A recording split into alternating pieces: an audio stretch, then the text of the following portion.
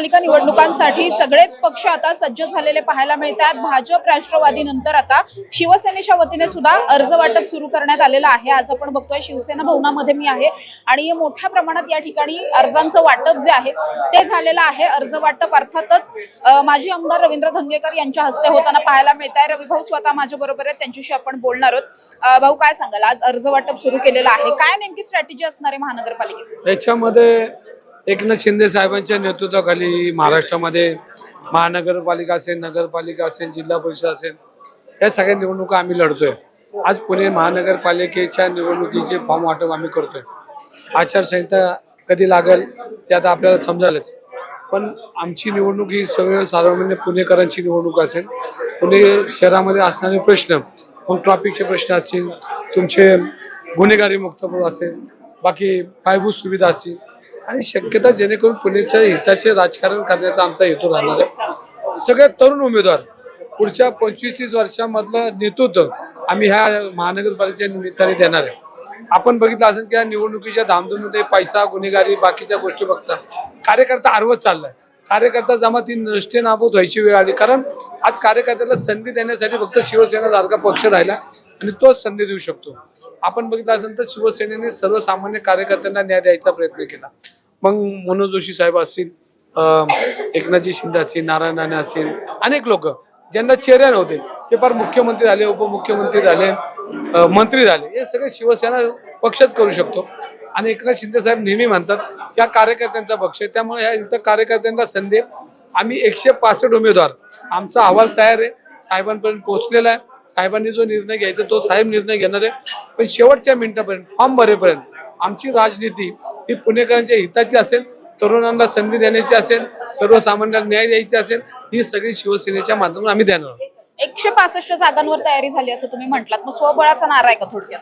ह्याच्यामध्ये पक्ष म्हणून आम्ही 165 कार्यकर्त्यांचे मोहळ आमच्याकडे जमा आहे। ह्याच्यामध्ये आमचे सगळे कार्यकर्ते आहेत, शहर प्रमुख आहेत, दीपक शहर प्रमुख आहेत, विभागाध्यक्ष आहेत, शाखा अध्यक्ष आहेत। ही सगळी लढणारी टीम आहे, ही युवकांची टीम आहे, ही सर्वसामान्य कुटुंबातले आणि हा कार्यकर्त्यांचा पक्ष आहे। शिंदे साहेब नेहमी भाषणामध्ये बोलतात, त्यामुळं कार्यकर्त्यांना संधी देणं ह्या पक्षाचं ध्येय धोरण आहे आणि त्या पद्धतीने आम्ही 165 लोकांची तयारी आहे।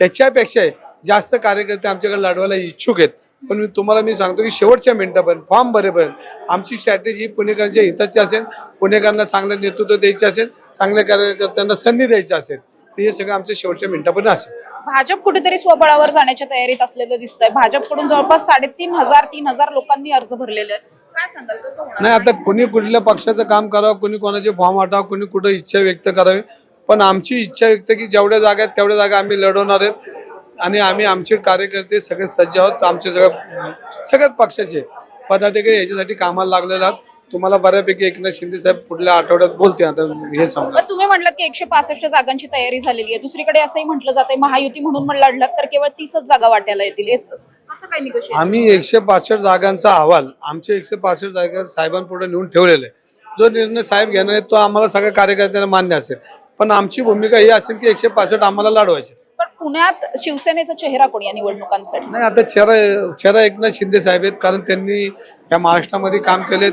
शेतकऱ्यांपासून तर वारकऱ्यांपासून तर महिला भगिनींपर्यंत शासन आपल्या लोकांनी कशा पद्धतीनं शासन न्यायचं हे आपण महाराष्ट्राने बघितलं, त्यामुळे तो चेहरा एकनाथ शिंदे साहेबांचा असेल।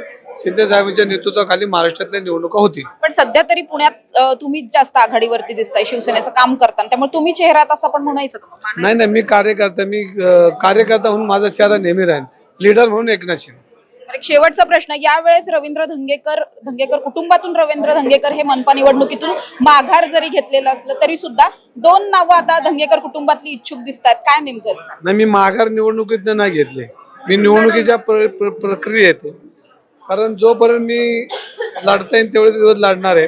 पण एकदा आमदार झाल्यानंतर आपण महानगरपालिकेची निवडणूक लढू नये आणि एका उच्च पदावर आपण काम केलंय, म्हणजे महानगरपालिकेचे मी पद तेवढ्याच मोठे, पण मी ठरवलं की माझ्या मुलाला निवडणूक लढवायची आणि ती एखाद्या चांगल्या शक्तीच्या विरोधात लढवायची।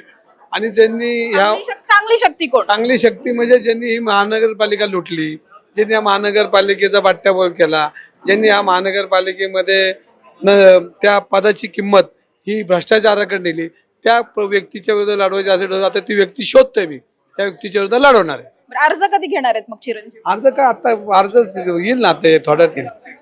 नक्कीच रोहित दंगेकर माझ्या बरोबर होते. जसं त्यांनी सांगितलं की आता या सगळ्याच्या नंतर निवडणुकीसाठी 165 जागांसाठी शिवसेनेची तयारी पूर्ण झालेली आहे. सगळ्या जे जे निवडून येऊ शकतात अशा लोकांची नावं सुद्धा आम्ही पुढे देणार आहोत आणि त्यानंतर महायुती म्हणून लढायचं की स्वबळावर लढायचं, कशा पद्धतीने लढायचं याची सगळी अंतिम जो काही निर्णय आहे तो शेवटला वरिष्ठांचा असेल अशा पद्धतीने ते सांगताना पाहायला मिळतात. त्यामुळे पुणे शहरामध्ये महायुती म्हणून लढणार की सगळेच पक्ष स्वबळावर लढणार हे पाहणं महत्त्वाचं असणार आहे. कॅमेरा पर्सन निलेश सह समृद्धी जाधव, टॉप न्यूज मराठी, पुणे. आता जोकासू STP या अत्याधुनिक जॅपनीज तंत्रज्ञानाने सुसज्ज, quick installation, energy efficient, noiseless blowers, low maintenance या आणि अशा वैशिष्ट्यांनी परिपूर्ण जोकासू STP तंत्रज्ञान प्रकल्प उभारणीपासून ते विक्री पश्चात समाधानकारक सेवा देणारी, भारताबरोबरच परदेशात देखील प्रकल्पांची यशस्वी उभारणी करणारी company Deccan water treatment private limited.